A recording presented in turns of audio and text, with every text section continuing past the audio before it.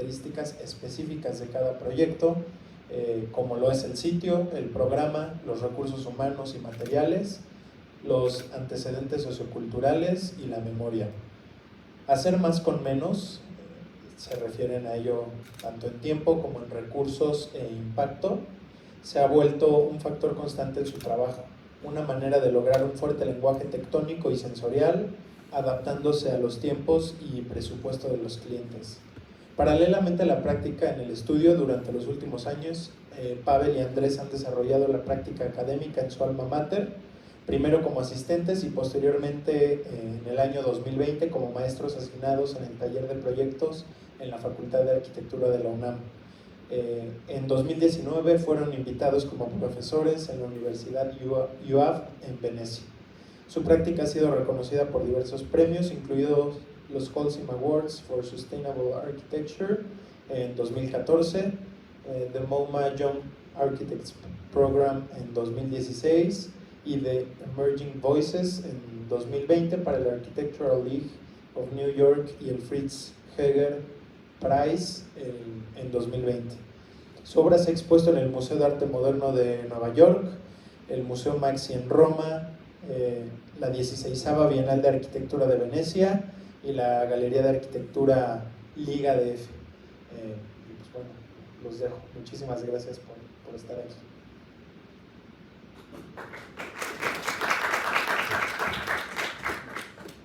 Hola, buenas tardes.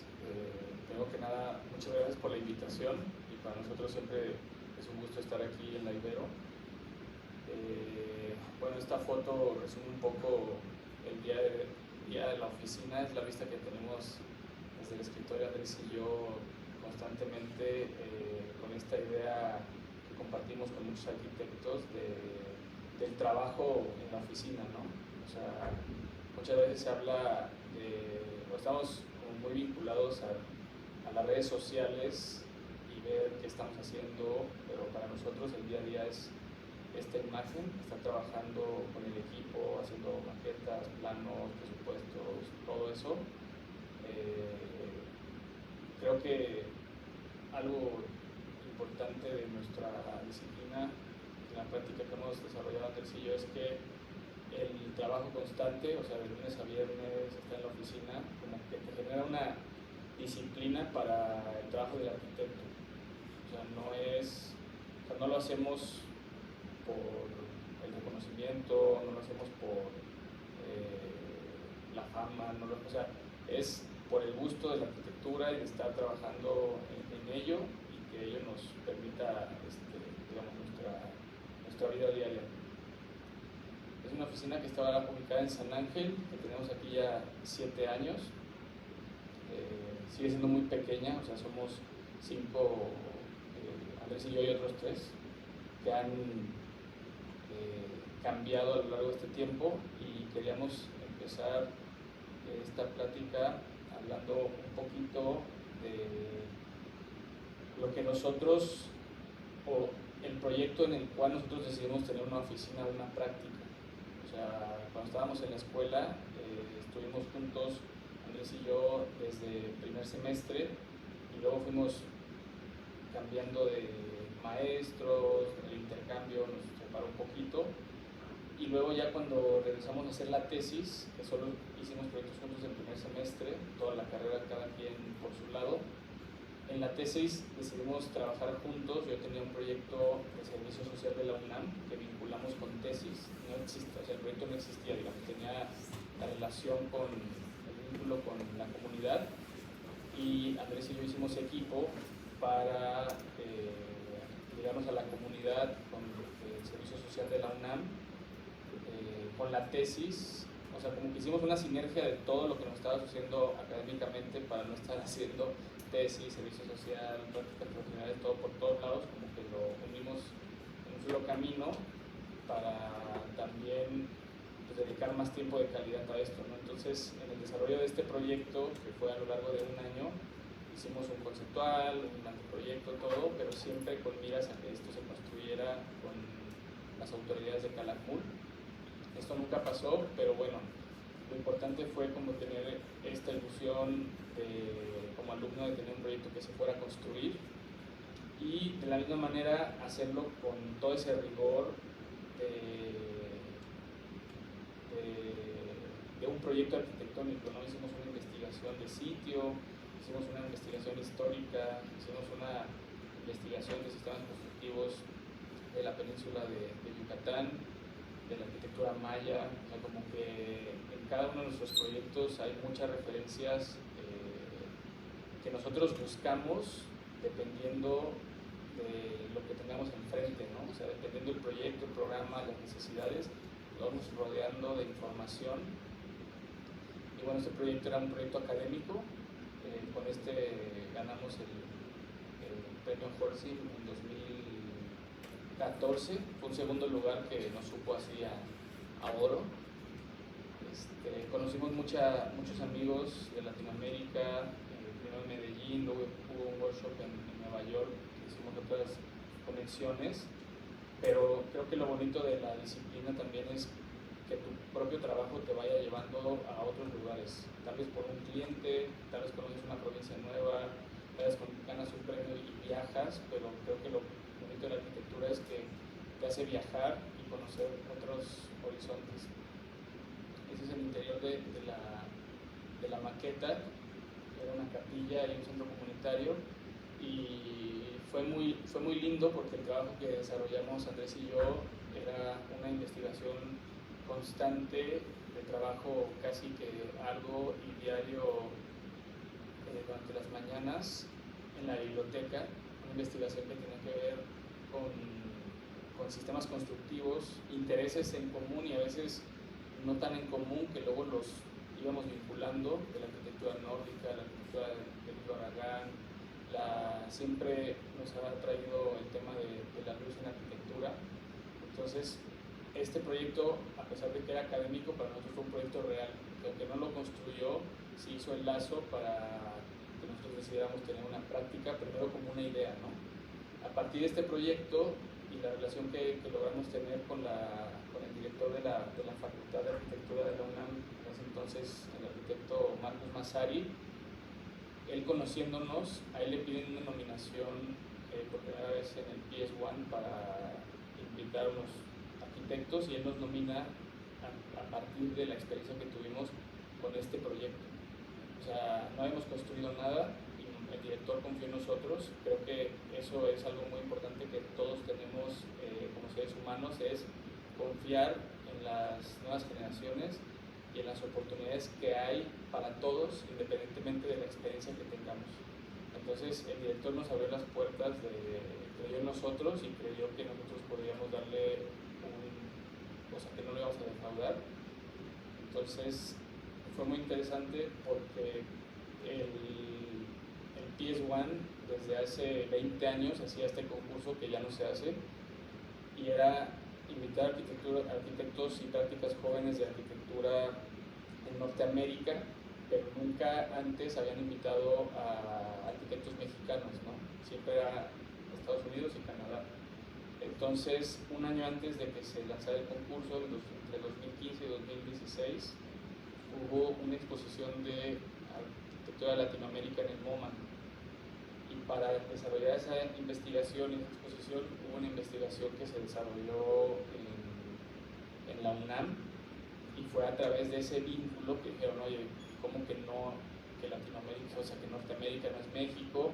Y se hizo un vínculo con la UNAM, y fue como las circunstancias se fueron dando, y nos invitan a hacer este concurso, que literalmente era intervenir estos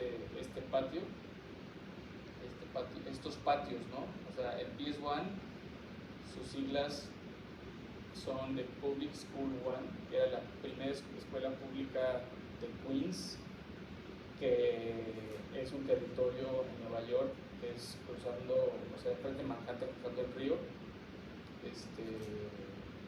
Esta escuela creo que no fue como un éxito de la escuela, y en los 90s Alana Hayes compra la infraestructura para hacer un museo que se llamaba el PS1, que no tenía nada que ver con el MoMA, todo lo contrario, era un museo que encontraba como que buscaba el lugar idóneo para las nuevas prácticas artísticas que se estaban dando del Site Specific Art. O sea, el museo como el Met o el MoMA incluso, o el Guggenheim, como que eran museos consolidados en esta práctica tradicional del museo de la sala y viene el expositor a presentar su pieza. Y en este edificio hay obras de James Turrell, que no es el cuadro o la escultura, sino más es la instalación de la luz, o sea, conectar con la luz. Gordon Mataclar, intervenir como fundamento entre los edificios, Richard Serra. Entonces, en este momento, digamos que esta vanguardia artística contemporánea encuentra en este lugar como todo eso, y a partir de esa investigación, que también comentan los compañeros, amigos, del contexto o del territorio, también está la historia, ¿no? O sea, la historia puede tener una durabilidad que queramos, pero cada espacio, cada terreno, cada cliente tiene una historia. En este caso nos topamos con esta parte del Site Specific Art, y luego ya en la visita del sitio nos dimos cuenta que estos muros, además de la historia del edificio, digamos como un homenaje a estos artistas del Site Specific Art, nosotros lo que hicimos fue una serie de intervenciones que activaran más el espacio, o sea, más estas tres salas, que las activaran, más allá de hacer lo que se había venido haciendo en las últimas versiones del Young Architects Program, que era hacer como el edificio o el objeto o el algo que llamara la atención, y era algo que nosotros, o al menos Andrés y yo, no nos sentimos muy identificados como hacer arquitectura espectacular o de fuegos artificiales. Entonces, sí entendimos el lugar, primero el edificio, las posibilidades de tejer estos muros. Y luego otra cosa importante es que durante el verano en este lugar se hacen warm-ups, que son los conciertos de fin de semana, donde van desde la mañana hasta la noche familias, niños, chavos. Y entonces lo que nosotros proponíamos, después de también tener unas reuniones con el jurado en la visita del sitio, en la cual yo no pude asistir, pero Andrés fue, y creo que Klaus Wiesenbach, la anécdota es que les dice a los participantes que quiere algo hedonista, o sea, como provocar a que la gente pues, se interactuara con el edificio de una manera hedonista, ¿no? Entonces, nosotros propusimos la gran sala, el gran salón principal, el gran patio, como tejer los muros para generar como esa textura de color, una evocación a las festividades o a la festividad del verano, los colores del verano. También llevar un poquito como esta idea de la arquitectura, o más bien del territorio mexicano a Nueva York, que es los textiles y el color. Luego generamos como una banca curva que contenía como un arenero. Esta era la referencia, digamos, casi que en la exposición, la referencia de Robert Smithson de los non-sites, de contener terrenos de algún material de algún sitio, que en este caso no era un sitio específico, sino una playa en abstracto. Era contener arena para generar como esta sensación de playa. En el patio secundario la idea fue generar de la misma forma, con una contención pero con agua. Y en el patio más chiquito, así como las cuerdas se tejían, aquí tejimos por atrás de mi salón una instalación de mist, que era una bomba que explotaba agua, entonces generaba como esta brisa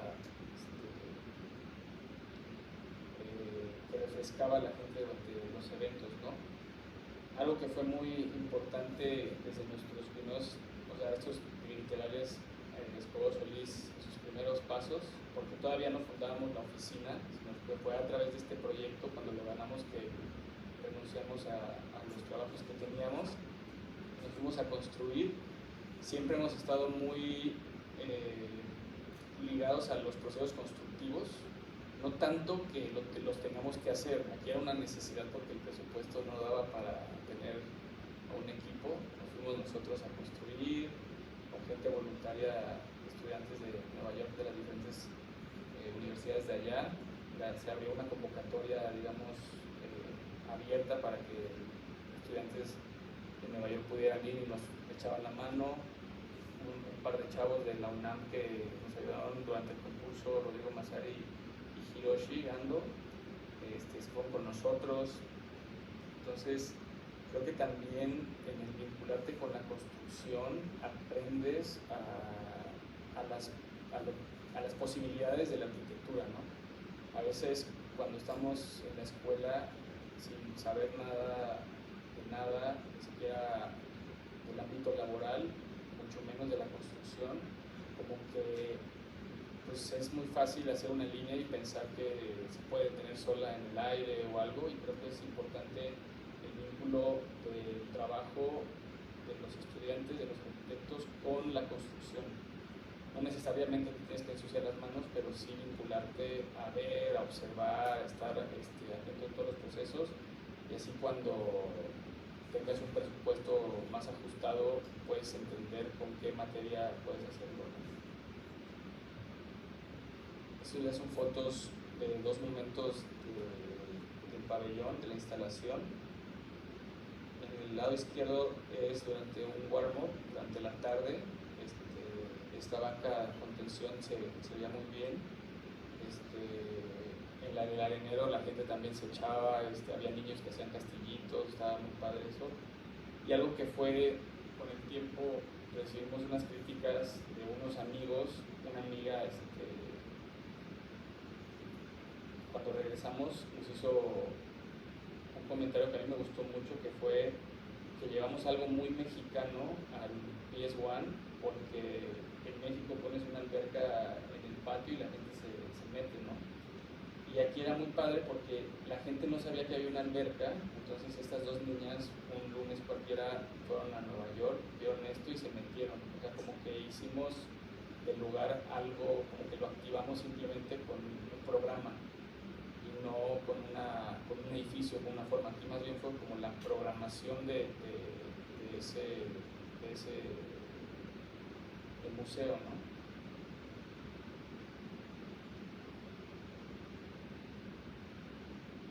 Otra cosa que casi nos arruina el día fue que antes de esta foto, o sea, una hora antes, toda la gente estaba sentada en la banca viendo hacia las piedritas porque había un guardia que no dejaba meter a la gente con una chela. Entonces tuvimos que ir a hablar, Andrés y yo, con el director y decirles, oye, o sea, esto es el PS1, es un museo de arte contemporáneo, no puedes restringir a la gente que haga eso. Entonces ya cuando dejaron hacer eso, la gente se metió, se puso a beber en la banca, o sea, como que también los códigos de comportamiento gringos, pues creo que en México tenemos como esa libertad de que pueden suceder muchas cosas, ¿no? No solo en los códigos de seguridad, sino en los códigos de construcción. Entonces esta foto es recién dejaron entrar a la gente y pues la gente así literal sin traje de baño se metía porque no sabía que había este espejito de agua. Esta fue la instalación del Mistrum, que era literal una instalación por atrás, que se metía por estos grupitos de los moños y que con una bomba a presión explotaba. Pues la idea era crear nada más como esta neblina. Esta, por ejemplo, fue de las primeras ideas que tuvimos del pabellón y queríamos que esto sucediera con todo. Después se fue nada más condensando en el cuarto más chiquito, de otra forma no iba a ser posible. Y parte importante del edificio, bueno, del trabajo que hicimos aquí, es que nos pedían un vínculo con la sustentabilidad. Y nosotros la sustentabilidad para este proyecto lo veíamos como la durabilidad que tienen los materiales en los pabellones. Entonces aquí las bancas todas tuvieron una segunda vida, las cuerdas ninguna se cortó, todas se donaron a una compañía de tejedores de Brooklyn. Fue como un intercambio porque les dimos las cuerdas a cambio que nos ayudaran a quitarlas. Pues creo que estuvo bien. Y todo lo que era arena, pues al final tuvo un costo, pero el material se pudo usar después. Entonces, como esta idea de la sustentabilidad tiene que ver con el reuso de los materiales y la durabilidad en el tiempo de estos materiales, que no tiene que ver con que si el material es orgánico, porque también luego tuvimos críticas de que por qué no fueron de cuerdas naturales, ¿no? ¿Por qué no fueron de cuerdas nacionales mexicanas exportadas y más bien fueron cuerdas de una compañía que hacía cuerdas para barcos de Estados Unidos? Todo fuera allá porque pues, también era trabajar con esa parte. Y bueno, el siguiente proyecto, dentro de los proyectos que les vamos a presentar, son un par de escuelas que sucedieron en Puebla en sociedad con Martín Gutiérrez.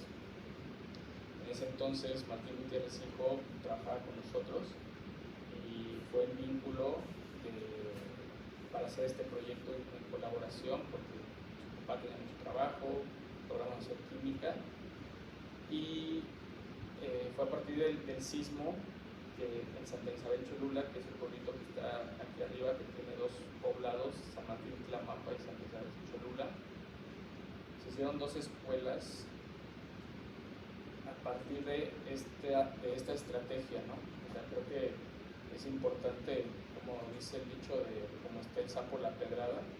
A veces tienes clientes o proyectos en los que puedes tardar un año, tienes un presupuesto un poquito bajo o más elevado. En este proyecto fue muy interesante porque teníamos buen presupuesto, porque era una donación que usé impuestos, pero teníamos poco tiempo porque era una emergencia contra el sismo. Entonces la estrategia fue a partir del espacio o la unidad básica de las escuelas, que es el aula, generar una estructura que se pudiera replicar hacia un lado, hacia el frente, para generar todos los programas de las escuelas, ¿no? Y de esta forma solucionábamos una sección, desplazábamos un aula, y a partir de aquí pues ya teníamos todo el proyecto ejecutivo casi de todas las escuelas. La idea era muy atractiva porque con un módulo podíamos componer varias escuelas. No era a partir del partido arquitectónico, sino a partir de la célula del aula que podíamos componer las dos escuelas. Por ejemplo, era una estructura metálica galvanizada para evitar el mantenimiento a largo plazo, unas cubiertas triangulares para también generar un diálogo con el contexto rural, industrial de nuestras provincias, que a veces tenemos esa idea romántica de que una construcción en un contexto rural tiene que ser de adobe y paja, ¿no? Y ya todas nuestras provincias o todos nuestros contextos rurales están urbanizados y se construyen con materiales industriales. También aquí la referencia era como la casa, el granero, ¿no? Triangular, pero no solo eso, sino la necesidad de generar una lámpara en las cubiertas para que todas las aulas durante el día tuvieran luz. Las lámparas que pusimos solo son, digamos, para el turno vespertino, pero durante los días no las prenden, no se necesitan. No dependemos de la orientación, porque para donde quiera que esté orientada la cubierta siempre va a tener una luz perfecta. El plafón es blanco para generar como esta lámpara, y todas las pieles interiores, que eso sí fue una batalla ganada bastante fácil, porque como era donación, el CAPSE como que puso en duda el uso de los materiales como la madera, pero como ya estaba el proyecto no tuvieron más que aceptarlo, ¿no? Entonces también nosotros lo defendimos, o sea, sí es un material flamable, pero para que se prenda, o sea, tiene acabado retardante contra el fuego, pero no creo que los niños, bueno, quién sabe.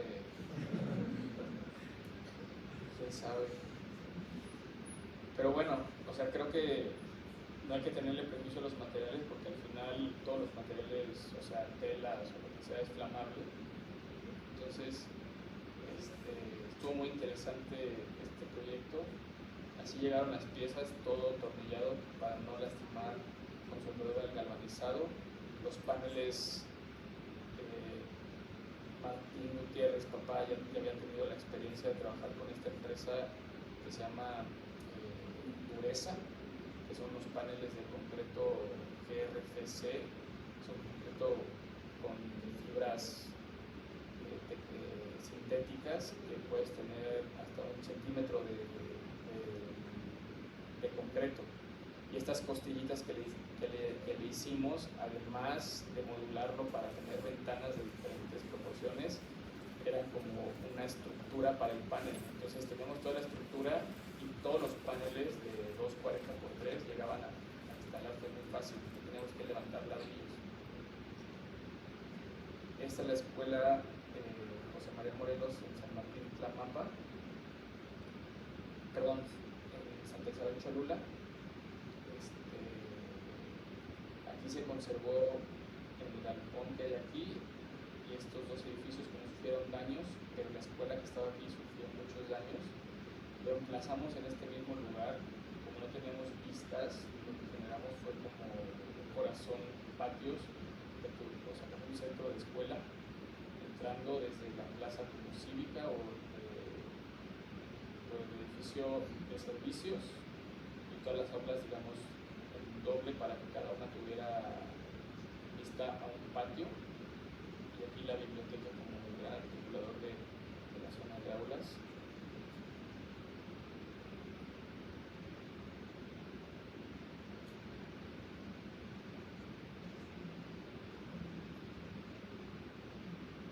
Estos patios en el proyecto ejecutivo estaban pensados en ladrillo, barro, pero al final también los presupuestos te van dictando qué hacer y bueno, así se estas plazas.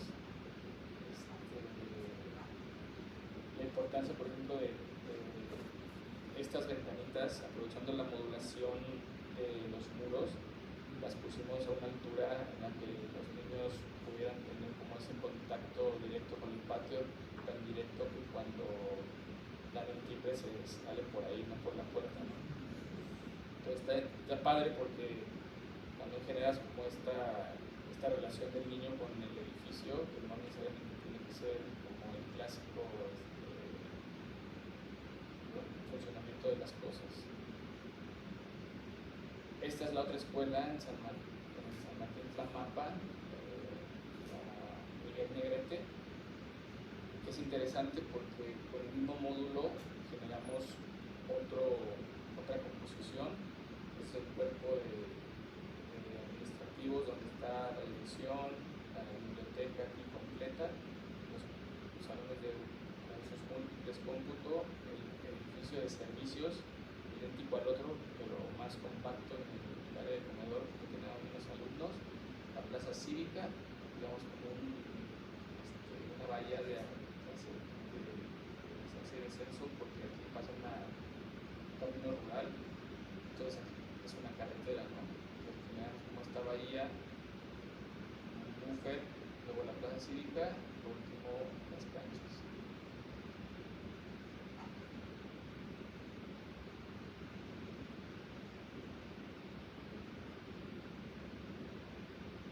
Está interesante, por ejemplo, las aulas tienen madera en el basamento y blanco arriba, el comedor tiene transparencia abajo y madera arriba, ¿no? Entonces aquí no le metimos luz a la parte de arriba porque ya no era necesario. Son como estos edificios vínculo entre los espacios públicos.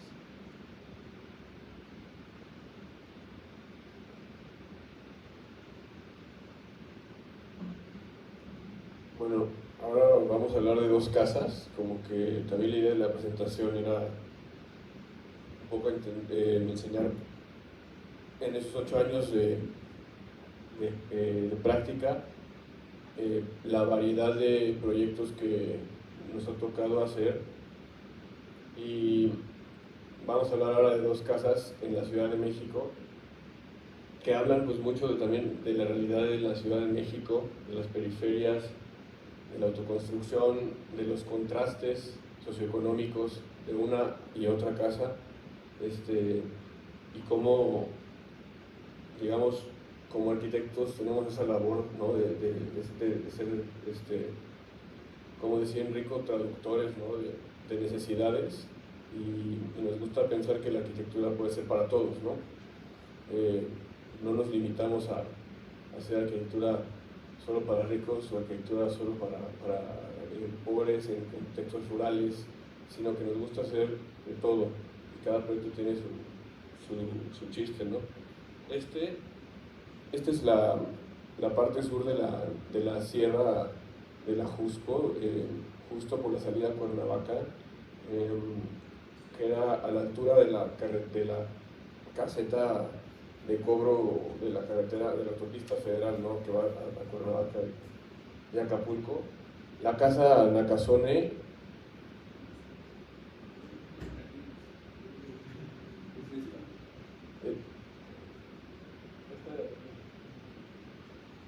esa es la casa, y un poquito para enseñar el contexto y la escala de los mismos edificios.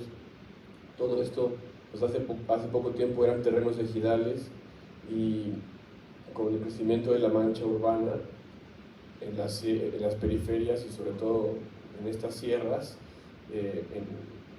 digamos que las cadenas montañosas que tenemos en el sur y en el poniente de la ciudad, pues se empieza a dar este fenómeno, ¿no? de autoconstrucción, donde no hay reglas, no hay licencias, entonces pues la gente construye como puede, y normalmente son construcciones que se van haciendo por fases, que tratan de aprovechar toda la tierra, ¿no? La mayor densidad, y un poco el proyecto pues estaba en este contexto, y nos gustaba pensar que podía ser un proyecto igual que en la foto, que se mimetizara, ¿no? Que no llamara la atención, que entendiera también la arquitectura vernácula como un fenómeno en constante evolución, o sea, así como el lenguaje, la arquitectura igual está en constante evolución, y no para nada despreciamos los materiales naturales, y hemos hecho de hecho proyectos así cuando se puede, pero en contextos urbanos, semirurales, como el sur de la Ciudad de México, nos interesaba mucho el mismo lenguaje de las periferias y la naturalidad que te expresa la arquitectura vernácula en las periferias de la Ciudad de México, específicamente la Ciudad de México, ¿no? Como esta condición sísmica, por ejemplo, obliga a que los elementos estructurales tengan que ser más robustos, y normalmente para ahorrar dinero en espesores de muros, pues también quedan aparentes, ¿no? en las construcciones que todos conocemos de mampostería y tableros confinados de concreto. Entonces, un poco la idea de usar este lenguaje, este sistema constructivo, el ladrillo, el concreto, era como esa idea de decir, bueno, a ver, vamos a construir con un albañil que construía casas allá, que no conocíamos, y que sabía hacer mampostería, sabía hacer colados.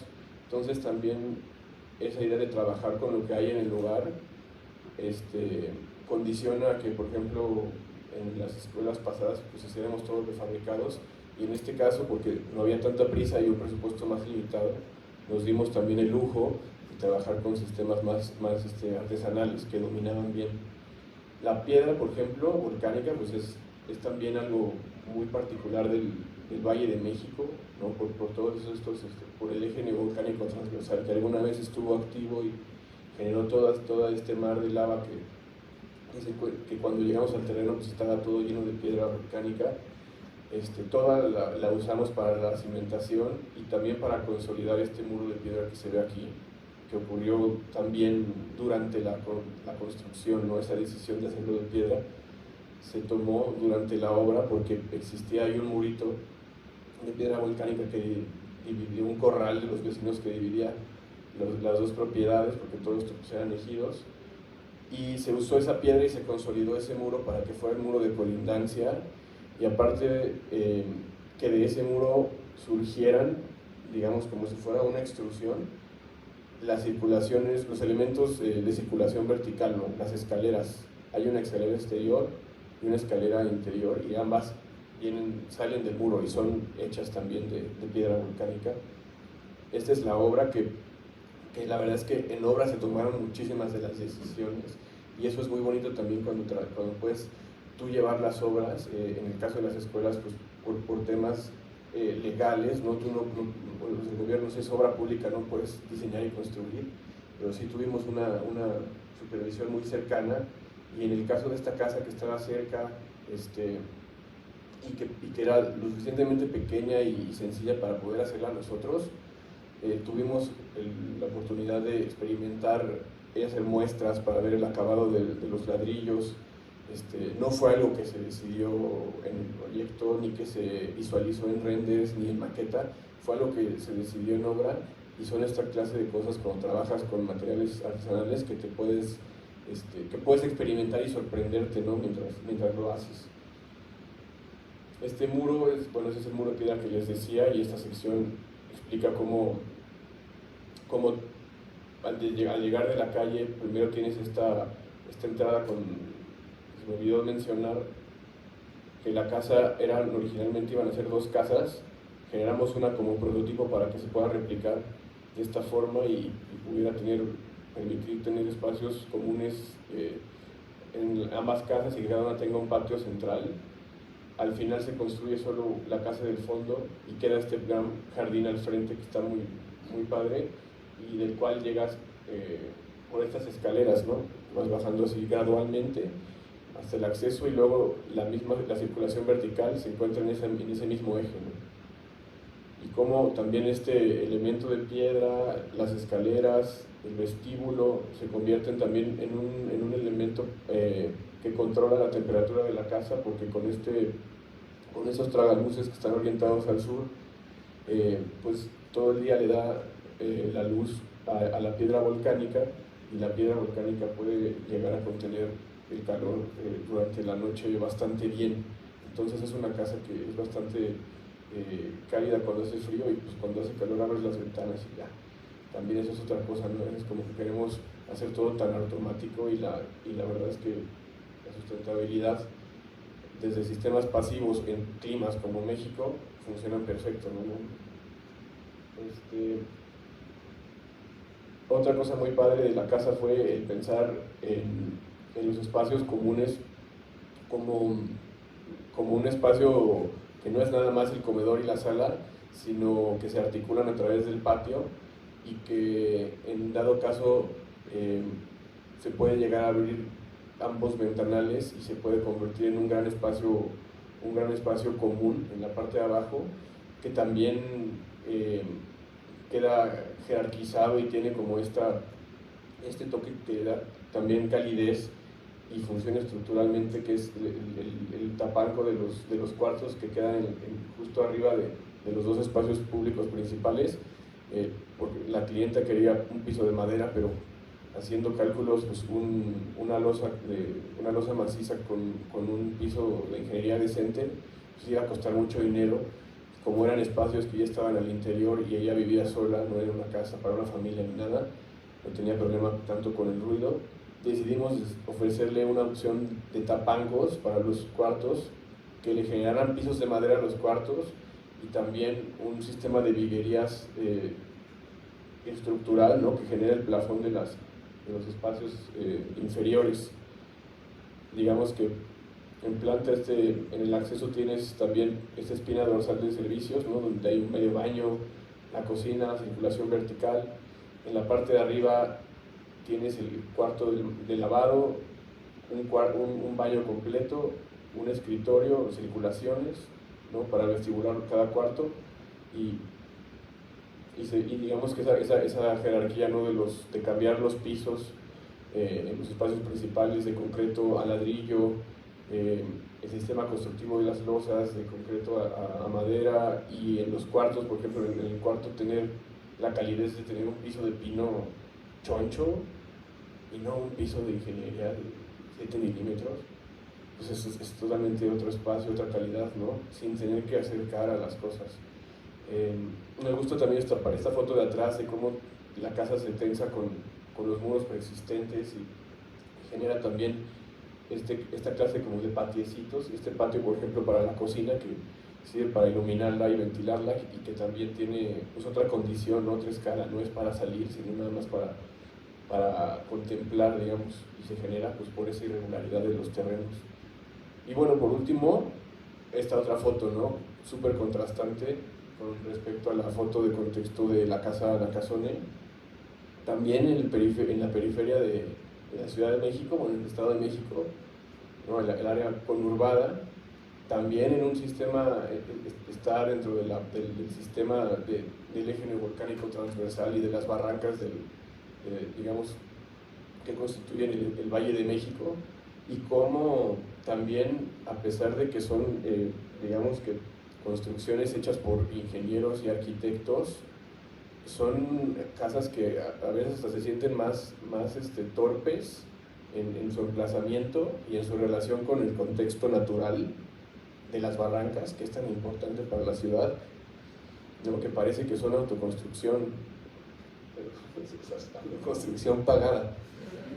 O sea, y no hay un código tampoco de cómo hacer las casas. La gente abre ventanas hacia los vecinos, genera estos jardines, también son muy comunes en bosques, ¿no? Estas casas que de repente tienen un sistema de pilotes gigantesco para tener jardines planos con pasto, cuando pues hay una vegetación original, hay una vegetación autóctona que está ahí y se niega, ¿no? Y aparte que evitan que haya filtración en el suelo y que por lo tanto pues estas barrancas se vayan secando, ¿no? Y pues si se secan, pues ya no hay agua tampoco en la ciudad. Y esta es una parte como que ahorita que hicieron la pregunta de cuando tienes un cliente privado, ¿cómo puedes hacer que el cliente, que en este proyecto haya un impacto positivo al lugar? Pues nosotros con esta casa, como que ese fue nuestro reto. Como en una casa de uno de estos clústeres, privadas en el Estado de México, por zona Esmeralda, cómo podíamos hacer algo que realzara, por ejemplo, la idea de vivir en una barranca, ¿no? Vivir en las barrancas. Es una condición tan bonita que tenemos en México y hay tan pocos ejemplos buenos, la verdad. Me atrevo a decir, ahorita se me viene Agustín Hernández, por ejemplo, que hizo casas increíbles entendiendo las barrancas, ¿no? En Bosques de las Lomas. José Nociay, sus primeras obras también, ¿no? Entonces, bueno, esta casa tiene la condición de que también son terrenos muy angostos y muy largos. Teníamos la vista a la barranca de aquí, que es área federal protegida, es área natural, y atrás la calle y terrenos igual de esbeltos, pegados, ¿no? Adyacentes. Esta condición hacía que muchos de los vecinos tuvieran jardines o patios con las colindancias de tu vecino y se generaban ahí vistas encontradas muy raras. Y nuestra idea más bien fue hacer una casa que se viviera al interior y hacia la barranca, compuesta por dos, digamos que torres, como por dos tiras de servicios hacia las colindancias de los vecinos, que tuvieran circulaciones, baños, algo así como la casa Nakazone en esta parte de acá, pero partida en dos. Y que los espacios principales de la casa, sala, comedor, cuartos, cocina, estudio, estuvieran en medio, ¿no? De la casa, y viendo la barranca y un poco también flotando sobre ella, para que permitiéramos pues que haya escurrimientos, que la vegetación, digamos, de la barranca se continúe y se meta a la casa, ¿no? Esta es una de las maquetas finales y se puede entender un poco cómo también el proyecto entiende la pendiente y va creciendo hacia abajo para conservar nivel y medio hacia la calle. Y bueno, en las plantas, esta es la planta digamos, pública, la planta de acceso, que está escalonada, o sea, no está todo en un nivel, vas bajando conforme vas recorriendo la casa, que también nos interesaba mucho que conformar estos recorridos y sorpresas. Entonces, pues hay un vestíbulo, digamos que está el acceso peatonal y el estacionamiento, un vestíbulo exterior con el que ya vas bajando unos cuantos metros, llegas a este vestíbulo interior con un espejo de agua y vas descubriendo, la casa se va desenvolviendo, llegas a la cocina que está en medio digamos que es súper transparente y está flotando, entonces puedes ver jardín de los dos lados, y luego el espacio principal, que es sala, comedor y aparte un pequeño bar que tiene una alacena acá atrás y también se conecta por atrás con la cocina y el cuarto de lavado que queda aquí. Digamos que tiene como esta jerarquía de estar más cerca de la barranca, tener esta doble altura que se va generando por la misma pendiente y una terraza. Luego en la parte de abajo está toda esta barranca que sigue bajando, aplanamos un poco el terreno para generar esta plaza, este patio empedrado que rematamos con un canal de nado que también, bueno, aquí es un poco más alto, quedó un poco más alto también para evitar ese terreno, se bajó un poquito para que también fuera el límite, ¿no?, de la casa con la barranca, porque queríamos dejarla muy abierta, ¿no? Entonces también los clientes tenían miedo de la seguridad de que se metiera. Y luego en la parte de arriba pues están los cuartos todos con un nivel, digamos un nivel bajo, viendo hacia la cañada, con los baños en estos tiras laterales de servicios. Atrás tenemos los cuartos secundarios, digamos el cuarto de visitas y el cuarto de juegos, que también ven hacia este jardín interior que generamos y hasta el jardín, al jardín central. Y en sección se entiende mucho mejor la casa. Esta es como la parte cortando los espacios principales, ¿no? Sala, comedor, uno de los cuartos principales, el cuarto de juegos y la cocina. Y como cada uno también, bueno, sobre todo es el espacio principal, pues al tener que ir bajando, terraceando la casa conforme la pendiente en la planta baja, fuimos también aprovechando las posibilidades de poder tener dobles alturas, de poder tener de repente espacios donde bajas por aquí atrás para llegar al jardín sin tener que entrar a la casa, y aquí se te comprime muy padre el espacio, casi a 2 metros, y ya cuando vas bajando un poco más ya tienes ese mismo volumen, ya lo ves desde 4 metros abajo, ¿no? Y un poquito también el ritmo, ¿no?, de construido, patio, y llenos vacíos, ¿no?, en sección. Este es el acceso de la casa con los estacionamientos y el acceso peatonal, y un poco también el cliente quería muchos coches, 7 coches, pues le dimos sus 7 coches, pero ya de la puerta para atrás ya no los ves nunca, y también por eso tienes este como eje, digo, este vestíbulo exterior que complementa como el acceso, para que no se sienta que estás entrando tanto por los coches, ¿no? Creo que aquí ya te cancela como toda esa idea de la calle y los autos, y llegas a otro universo, digamos, ¿no? También la idea de construir digamos, elementos de concreto aparente donde era necesario por ingenierías, o sea, donde nos pedía el ingeniero tener muros de contención, o donde había muros que estaban conteniendo humedad y tierra.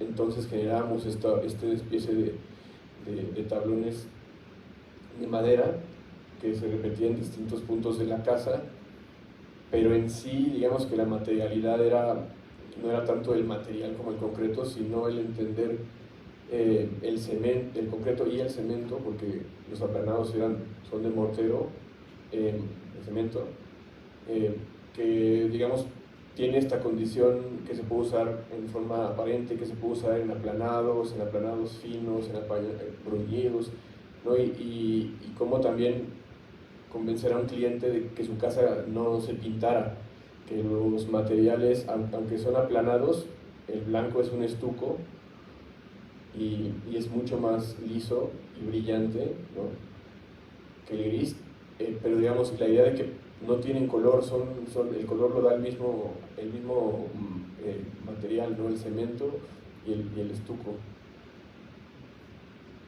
Esta es la sala, con esa terraza, con la vista hacia la cañada y la altura que vamos ganando mientras vamos avanzando hacia abajo, ¿no? En esta planta baja. Y este es el patio central de la casa, el que queda en la parte de abajo, ¿no? Todavía con la memoria de la barranca. Digamos que este pedacito de terreno siempre se quedó así en la obra.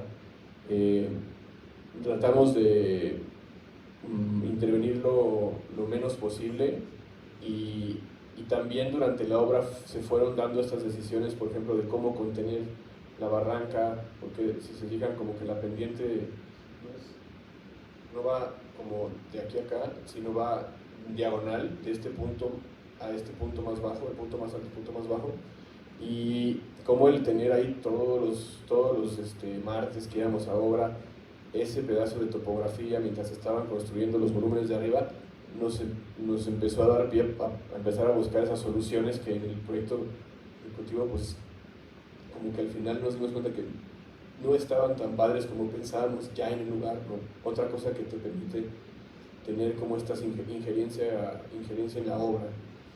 Esta es la otra escalera, ¿no? Que son dos escaleras gemelas que te articulan estos dos, el acceso del vestíbulo principal con el patio para bajar, y son la misma, ¿no? Entonces también es ahorro, porque con la misma siembra hicimos las dos, y de hecho las tres, porque también esta de acá es la misma escalera. También se van generando estas cosas que surgen en la obra y que le dan todavía más rigor y más lógica a la casa.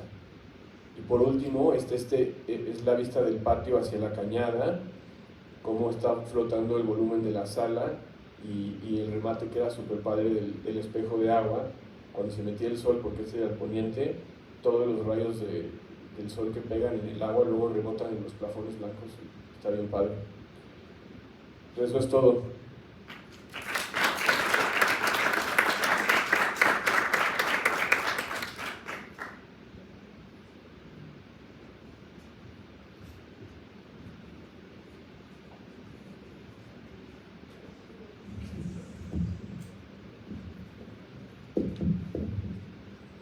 ¿Alguien tiene alguna duda?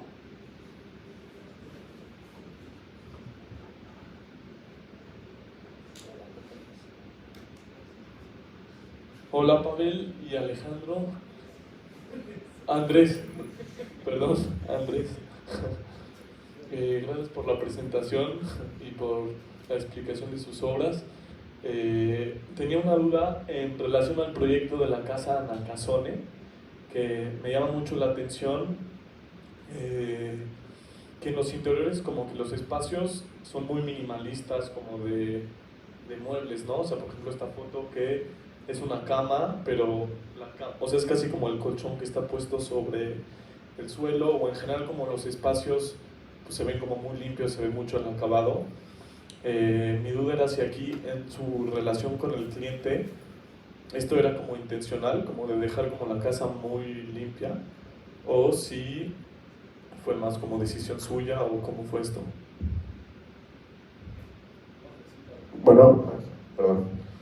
Pues fíjate que esa casa tiene una historia un poquito triste, porque la señora nunca la habitó, le dio una enfermedad degenerativa y su papá se puso muy mal y hasta hace poco lo estaba cuidando. Su papá ya murió y ella apenas está pensando en moverse de la casa.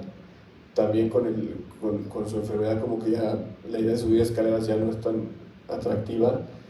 Y fueron fotos que tomamos para poder publicar la casa, que también es otra cosa que no nos da pena decir. No somos arquitectos que tenemos contactos, que nos dan clientes y nos llueve el trabajo, y la única forma también de distribuir nuestro trabajo y darnos a conocer y conseguir clientes ha sido a través de la publicación y las redes, ¿no? Entonces esta casa la hicimos con los muebles del depa de Pavel y otros muebles de mi depa, pero sí es algo. Por ejemplo, no presentamos el Cupa, pero el Cupa es, por ejemplo, un ejemplo bonito de cómo el espacio ya, después de que lo terminamos, también para una familia real, no es un Airbnb ni nada, la gente, los usuarios lo empezaron a habitar, y en las fotos que hay de esa obra sí se ve el uso natural de la casa. O sea, se tomaron ya con los clientes habitándola, y pues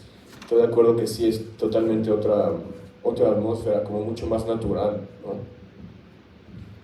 Bueno, algo que creo que es importante decir, o sea, responder a tu pregunta, es que creo que la buena arquitectura, o sea, siempre va a ir acompañado obviamente de un buen diseño de interiores, pero puede trascender a un mal mueble.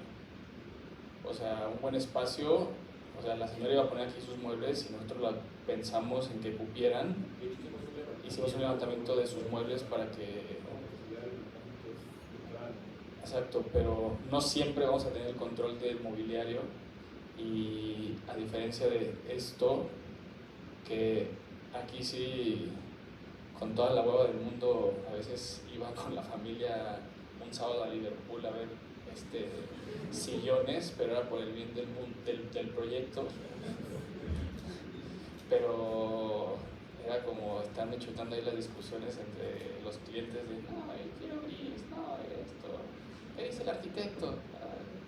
Sí. O sea, creo que una buena arquitectura acoge cualquier tipo de mobiliario, siempre y cuando el mobiliario también vaya con la lógica de la casa, ¿no? O sea, para este espacio hay 1000 muebles que pueden caber, para la casa Nakazone igual queremos o nos sentimos muy identificados con estas sillas diseñadas por Enzo Mari, que pues a nosotros nos gustaba Enzo Mari hace mucho, antes de que se volviera tan famoso y todos tuvieran esta silla, ¿no? Lo padre de esta silla es que él la diseñó justo como un acto de protesta en contra de esta vanguardia de la Bauhaus, que fueron como diseños sí de posguerra, que fueran muy económicos, pero fueron diseños tan bien hechos que se volvieron muy caros. O sea, se hicieron muebles de diseñador. Entonces él lo que hacía era despiezar sus muebles para que con la madera que compras en cualquier carpintería tú pudieras armarlos sin necesidad de comprárselos a un proveedor. Entonces sí, estos muebles quedan muy bien con la casa porque compartimos la filosofía de Enzo Mari y creemos que esta casa es, como lo dijo Andrés, nosotros creemos que una arquitectura para todos. Gracias. Y otra duda que tenía era en relación al color, que por ejemplo para la casa de la Cañada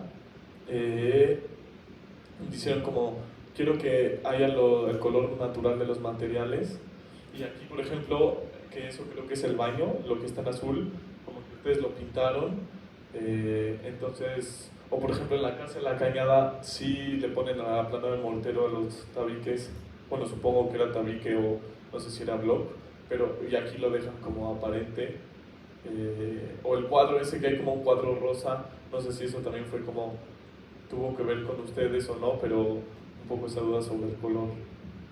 Bueno, también aquí fue una decisión del contexto, ¿no? Porque sí había dentro de un reglamento de colonos interior del fraccionamiento donde está la casa, la condición de que tenía que ser una casa creo que 70% blanca, y había una paleta de colores que casi todo era como escala de grises, beiges, blancos, y por el tamaño de la casa, la complejidad del terreno, la complejidad del cliente, lo más fácil fue hacer todo con aplanados para evitar despieces, para evitar que durante la obra civil, la obra de albañilería, se encareciera. Y sí, es block con gris, con lo que está en los muros, y los techos son de Viguetti Bovedilla de poliestireno. Y hay un gran plafón porque este cliente tiene toda la casa es automática, es como una casa inteligente, y tiene todo, la puedes controlar con voz y un montón de cosas que decíamos, si esta cantidad de instalaciones las tratamos de combinar con una arquitectura como la de la Nakazone, se nos iba a salir de control en la obra, ¿no? Y gracias a Dios no pasó por esa estrategia otra vez, ¿no? Y de lo del cuadro, pues que te cuente Pavel. Bueno, antes de platicar del cuadro, creo que, o sea, la diferencia de ustedes a nosotros, la verdad es que no es mucha y es 8 años de trabajo. Entonces, también para nosotros, que nos sentimos al igual que nuestros amigos de 3M jóvenes, cada proyecto es nuevo y una experiencia. Entonces, cuando llegamos con esta casa, era como, ay cabrón, o sea, ¿cómo vamos a lidiar con este cliente? Es una casa de 600 metros cuadrados, o sea, también es como, para nosotros, lograr convencer al cliente aquí de que el aplanado fuera el acabado fue, yo creo que la última cereza del pastel, porque nosotros pensábamos que tenía él muchas dudas, no le estaba gustando cómo estaba quedando y pensamos que se iba a pintar. Entonces hay algo o hay un hilo conductor que, aunque parezcan dos lenguajes completamente distintos, en ambas casas hay el mínimo de esfuerzos compositivos. O sea, aquí no hubo más que un muro aplanado, losas y un plafón blanco. Y en esta casa pues era el sistema constructivo más económico que teníamos a la mano, expresado tal cual, y obviamente en esta casa el cliente iba a pensar que había arañas por todos lados, ¿no? O sea, también tú lees quién te busca por esto y quién quiere esto, ¿no? Al final esta casa creo que ha sido para nosotros un gran experimento. Yo en lo personal no me siento tan identificado en el sentido de los acabados. Creo que es una muy buena obra, pero también nos permitió explorar otro tipo de cosas que estuvo increíble, como el recorrido, la escala, la luz. Por ejemplo, esto no se alcanza a ver en los cortes, pero si tú cortas aquí donde está el agua, tienes este murito de acá, llega como por aquí, y este vestíbulo tiene la misma altura que el vacío de al lado. Entonces, nosotros dejamos a propósito ese vacío aquí como de doble altura, además de para entrar y tener como esa idea de la doble altura, también para generar esta penumbra. O sea, si nosotros hubiéramos puesto el vestíbulo a este nivel, toda esta luz se iba a meter. Entonces también fue un experimento esta casa en el tema de luz. Aquí no se alcanza a ver, pero el espejito de agua está a este nivel y son como dos espacios iguales, uno techado y uno abierto, pero esa penumbra es bastante interesante, tiene la misma altura.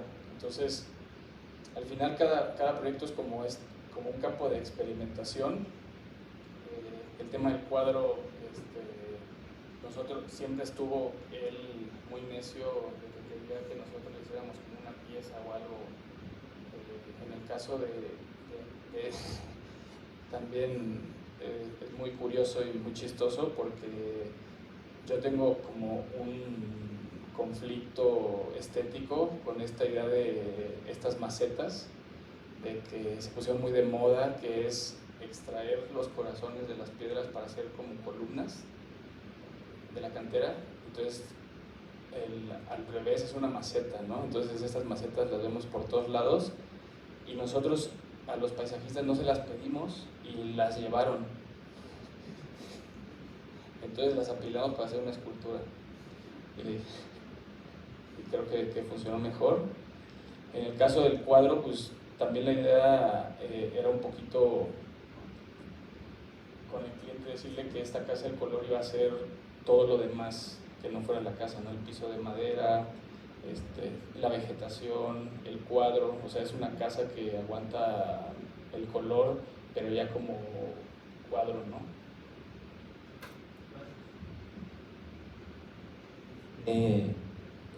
Bueno, a mí se me hizo como súper interesante como que ustedes hablaran primero y bueno, que como que las dos conferencias sucedieran como una después de la otra, porque bueno, no sé si es como una mala interpretación mía, pero siento que, o sea, si bien como que sus arquitecturas como que se tienen muchas similitudes como en cuanto a lenguaje estético y arquitectónico, tengo la impresión de que como que los dos parten como de una jerarquización como de prioridades muy distinta, como que ustedes parten mucho del respeto del patrimonio y como de la reinterpretación y a veces como hasta la mimetización como de la arquitectura precedente, y ustedes como que parten mucho como de la eficiencia de la construcción y como de la eficiencia del uso de materiales, hablan mucho más como de, o yo oí mucho más sin meterlos a ninguno de los dos como en en ninguna casa, como ustedes como que hablan mucho más como de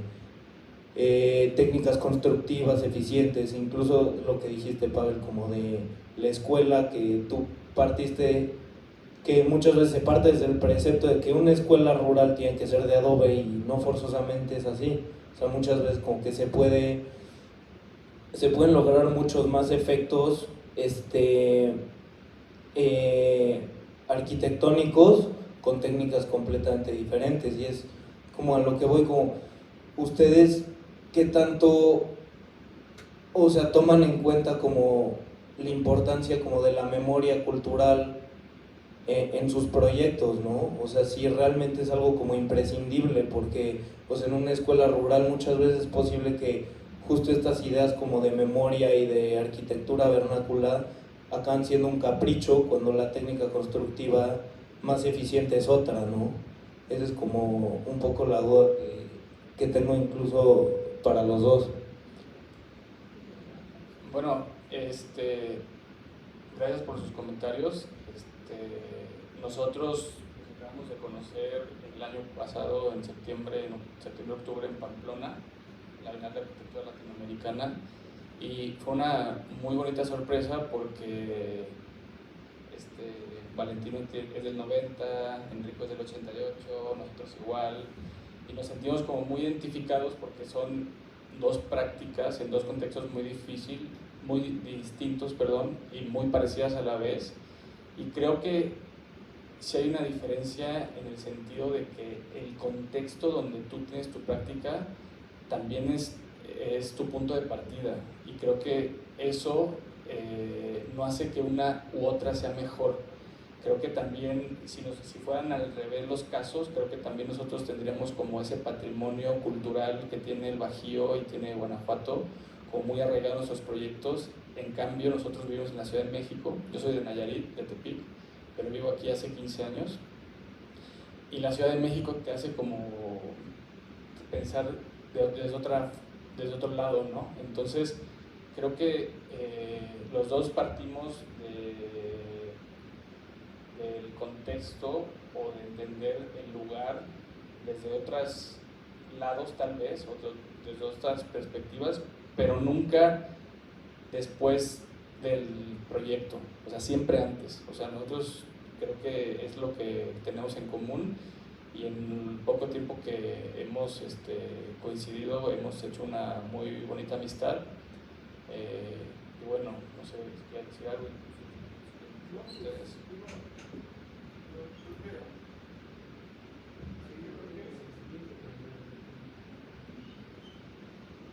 Ya está. Yo creo que, a ver, es verdad lo que dice Pavel.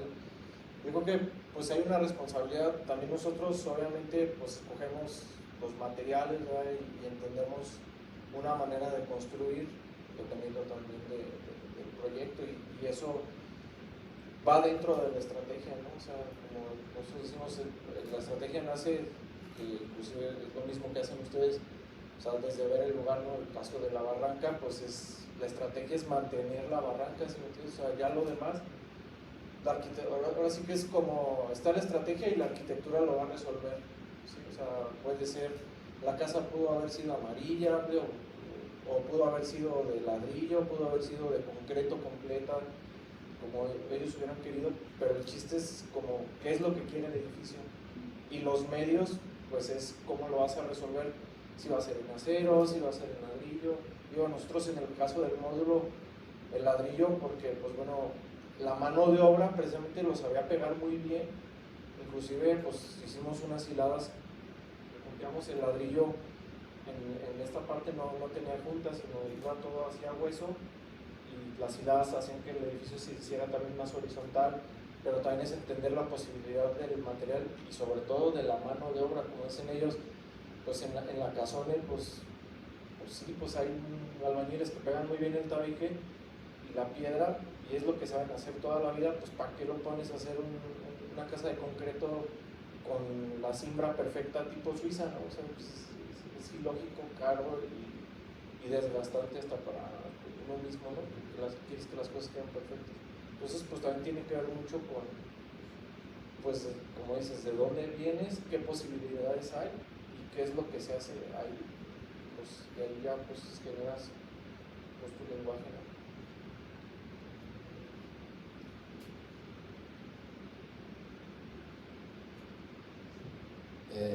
Cuando estabas contestando la pregunta de la última casa que presentaron, hablaron que la casa es inteligente o que está automatizada. Me causa mucho interés saber cómo eso se va planeando o desde el inicio, si eso fue propuesto después, o cómo eso se integra al diseño arquitectónico, cómo se resuelve, qué dificultades mete eso al diseño de la vivienda.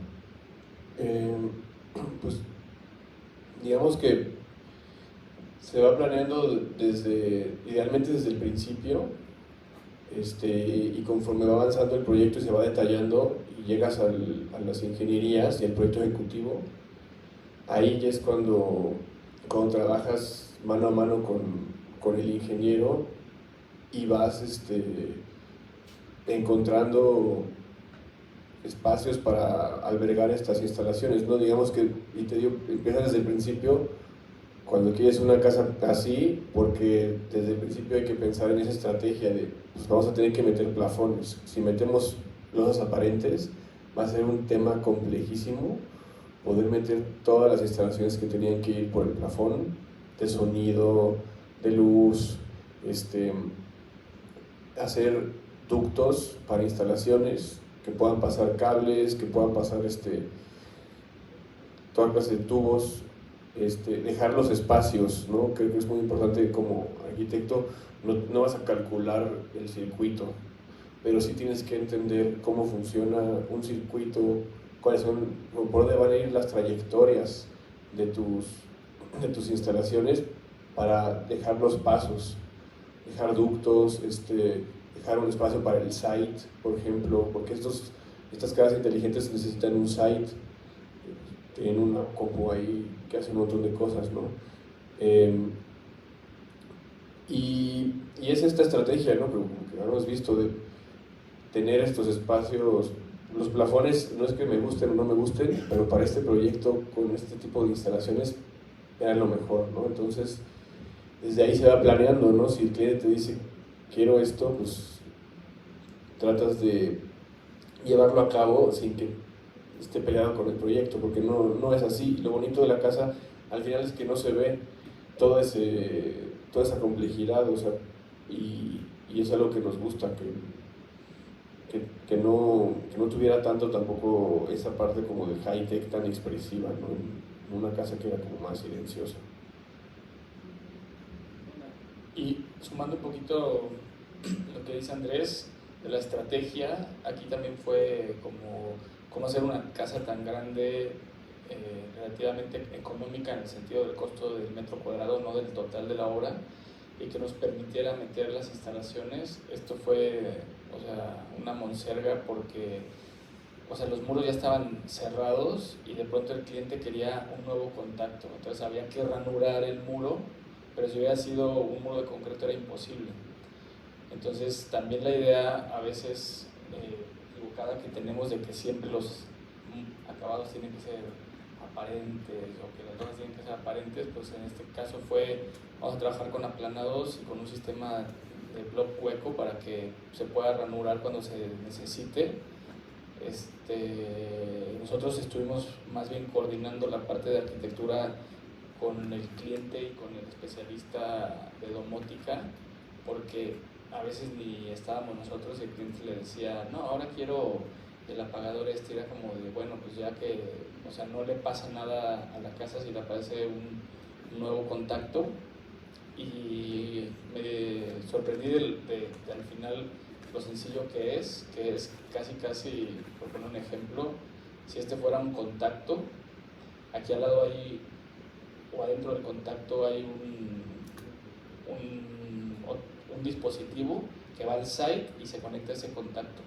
O sea, digamos que es otra red idéntica a la eléctrica, paralela e inalámbrica, que permite que lo controles.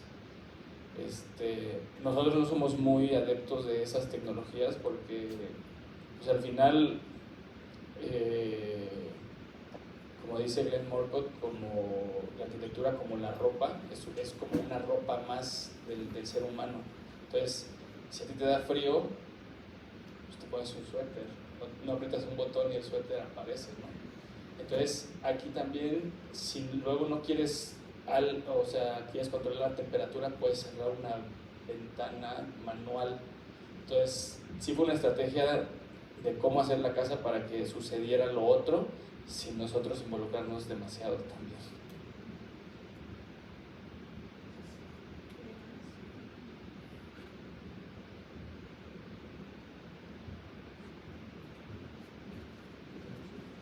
Bueno, pues muchas gracias por su tiempo, por su experiencia.